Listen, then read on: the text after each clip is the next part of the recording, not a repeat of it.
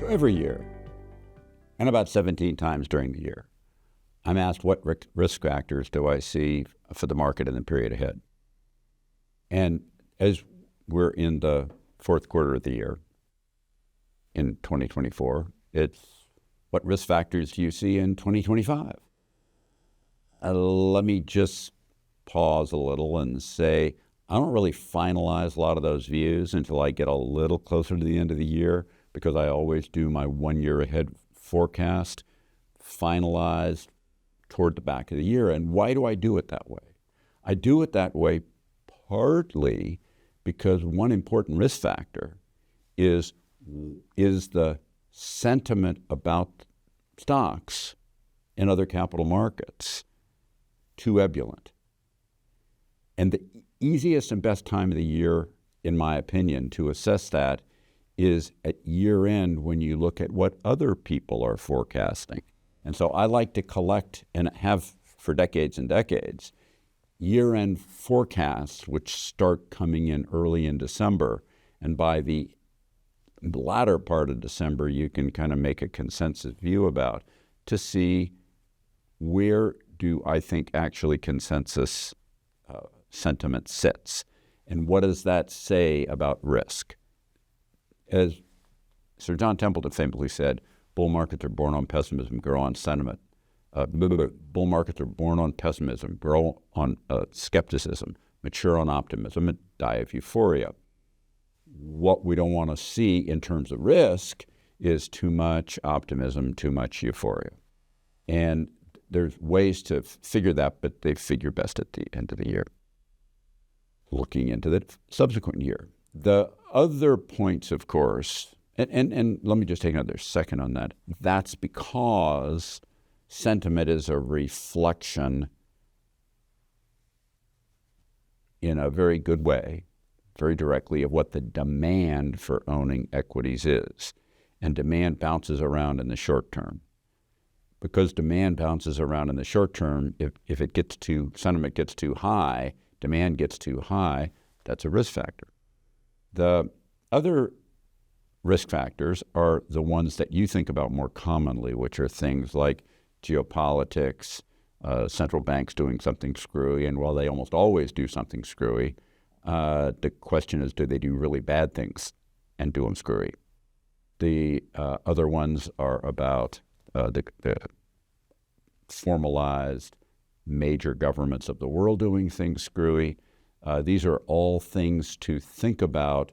Let me just take a second and step back, because we're in the fourth quarter of 2024. You may have read someplace in a newspaper or something that there's an election this year, and that election is often focused primarily on the presidency, and it's easy to see why that's true. But we also get the election of a complete Congress that will take hold next January. And in that, as we get that Congress, that's as important fully in terms of risk that may come out of the government as is the election of a president. And I've talked about this many times in the past. Do we have a president and Congress heavily made up of one party?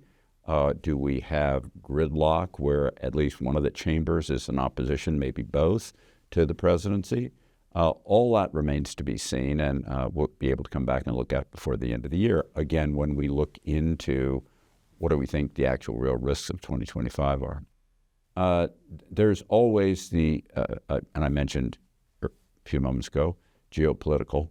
There's always a risk of more features like regional wars that would play in ways that maybe at this point we can't fully anticipate. Let me say this, because I've said it many times in the past. Regional wars never stop a bull market. They just don't. There isn't a history of that. We haven't had very many world wars, and let us for sure hope that we do not. A world war would stop a bull market cold in its tracks and create a significant bear market. The fact is, we can't predict at this moment in time if another regional conflict, not the two principal ones people talk about, Russia, Ukraine, and what's going on in the Middle East centered around Israel. If there are other new ones beyond those two, it's not hard to get a pretty good handle on, actually, and see that they will not stop bull market. I got to make a little minor point on that. If you rank world markets, stock markets, this year by performance, America's up toward the top of the pack, of course, and then you've got other countries doing well and some doing badly. But Israel is one of the better performing stock markets. I just point that out in terms of the risk and the fears that people think about. I just want those that are overly afraid of war to see that. But war on the other side of the world, further stretching the West against forces attacking the West in some way or another, could ripple into world war, and that's a risk to be watched. I've long talked about risks geopolitically in certain regions, like conflict between India, China, and Pakistan. These are all things to monitor, but there's no particular reason to see any of them as exploding.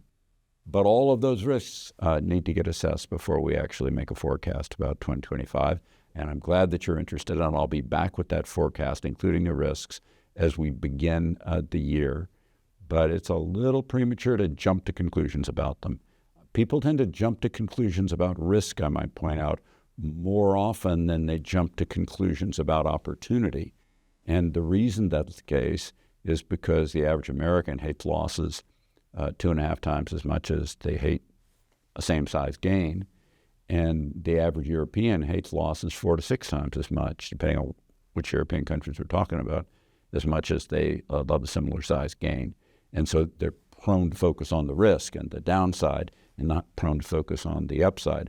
Most of history, since stocks tend to rise twice as often as they fall over a very long history, most of history is better thought of as something where you should be focused more on the opportunities, less on the risk, considering the risks but not overweighting them. Most people are too prone to overweight the risks, but we'll be back and I'll be talking to you again in one of these videos about them as we confront the new year, late December, early January. Thank you very much for listening. Hi, this is Ken Fisher. Subscribe to the Fisher Investment YouTube channel if you like what you've seen. Click the bell to be notified as soon as we publish new videos.